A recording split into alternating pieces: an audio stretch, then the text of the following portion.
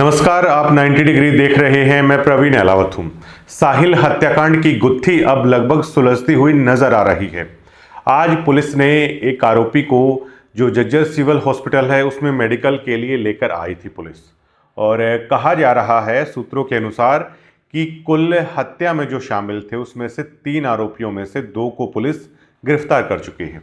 कल अगर आपने 90 डिग्री पर साहिल हत्याकांड से जुड़ी हुई खबर देखी थी तो हमने कहा था कि जिस तरीके से डीसीपी क्राइम है धारणा यादव, उन्होंने जो बयान दिया है उससे हमें ये लग रहा है कि अब लगभग पुलिस ये गुत्थी सुलझा चुकी है और शायद आरोपी पुलिस की या तो गिरफ्त में है या पुलिस बेहद नज़दीक है उनकी। देखिए, अक्सर ऐसा होता है पुलिसिया कार्रवाई में कि गिरफ्तार कर लिया जाता है लेकिन कुछ समय के बाद है उसको पेश किया जाता है। ये सभी जानते हैं, सिस्टम इसी तरीके से है, वो काम करता है।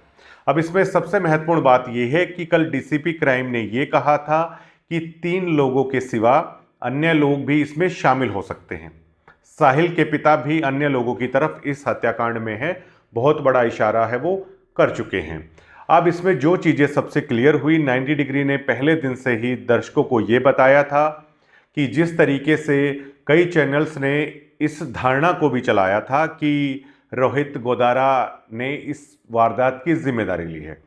90 डिग्री ने कहा था ये सरासर गलत है, ये फिरौती या गैंगस्टर से जुड़ा हुआ मामला नहीं है। कुछ लोगों ने सोशल मीडिया पर रोहित गोदारा के नाम से इसे डाल दिया होगा। वो बात बिल्कुल ऐसी हुई। जो साहिल के पिता हैं उन्होंने भी इस बात को नकार दिया, इन तथ्यों को, कि गैंगस्टर की तरफ से कोई इस तरह की चीज़ें नहीं हुई थी। और ये डिग्गल गांव में सबको पता है वारदात में जो लोग मतलब शामिल थे। अब पुलिस ने ये कहा था कि 3 लोगों के अलावा इसमें अन्य लोग भी शामिल हैं। तो अन्य लोग उसमें ये नहीं है कि जिस तरीके से साहिल के पिता जिनका नाम ले रहे हैं, जो हमारे सूत्र बता रहे हैं, उसमें जो अन्य लोग हैं उसमें पुलिस जो पूछताछ कर रही वो ये हैं कि बहुत मॉडर्न वेपन्स हैं इस घटना में यूज किए गए हैं। ये पुलिस के लिए सबसे बड़ा सिरदर्द है जो इस घटना के दरमियान हुआ है।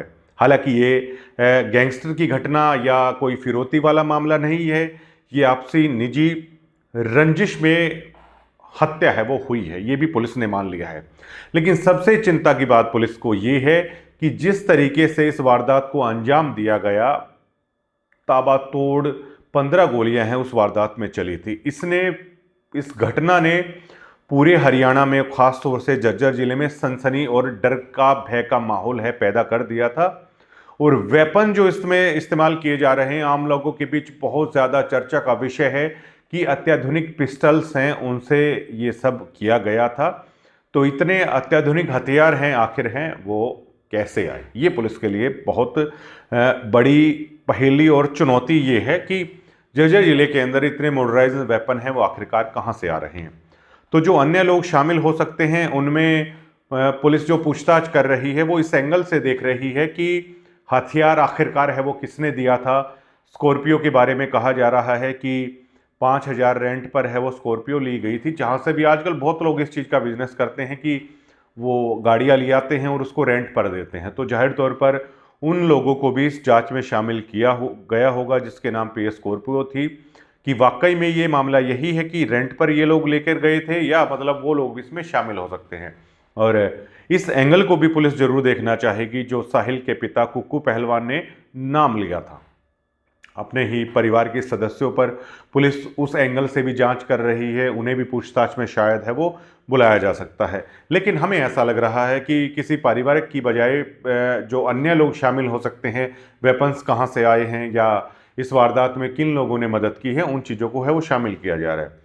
पुलिस हर एंगल से इसे देख रही है। एक एंगल से कहा जा रहा है, ये भी देखा जा रहा है कि साहिल पहले फाइनेंस का काम है वो करता था, क्या कोई ऐसी पुराना लेन देन या पुरानी रंजिश तो नहीं है कि कई बार ऐसा होता है ना कि केवल ये एक घटना दिख रही है लेकिन अगर इसका पूरा लूप होल अगर तैयार है वो किया जाए तो मतलब ये मामला बहुत सारे लोगों तक या वो पैसे का लेन देन बहुत सारे लोगों को प्रभावित कर सकता है। तो इस एंगल से भी पुलिस है वो जांच कर रही है। हर तरीके से, हर पहलू पर, हर घटना पर बहुत संजीदगी से पुलिस ने इस पूरे मामले में काम किया है। 5 टीम गठित की गई थी और वो पांचों टीम अपने एंगल से दिन रात हैं वो इस पूरे केस पर वो लगी हुई थी और इसमें अब पुलिस को पूरी तरीके से लगभग है सफलता है वो मिल चुकी है। 90 डिग्री ने कल ही ये बता दिया था कि पुलिस इस मामले को लेकर या कल ही या जल्द ही है वो प्रेस कॉन्फ्रेंस है वो कर सकती है। तो आज शाम तक जर्जर मीडिया को इंतज़ार है कि पुलिस इस मामले में है वो बीसी करके तमाम डिटेल्स जो पहलू हैं वो बता सकते हैं।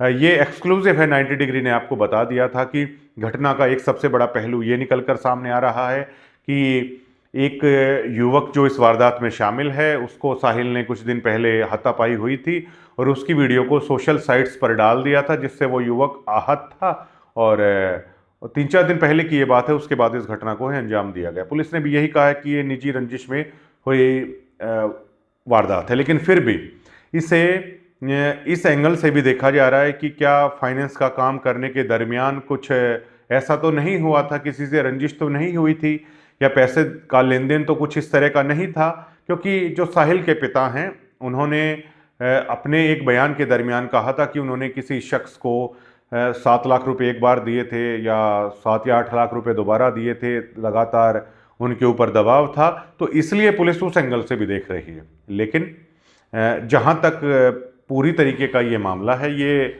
निजी कलह के कारण ही है ये पूरा विवाद है वो उपजा है।